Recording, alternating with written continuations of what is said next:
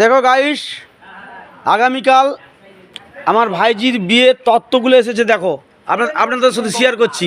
এগুলো টোটালটাই সন্দেশ দিয়ে বানানো। বর বউ সাজিয়ে নিয়ে এসছে।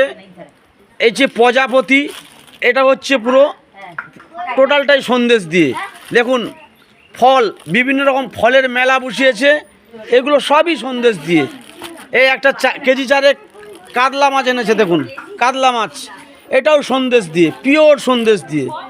দেখুন এই যে বর বউটা 3 ফুট হাইটে আছে, এটাও সন্দেশ দিয়ে বানানো। কিন্তু দোষের মধ্যে দরপড়া জামাইটি আসার কথা 6টায়, উনি এলেন 9টায়।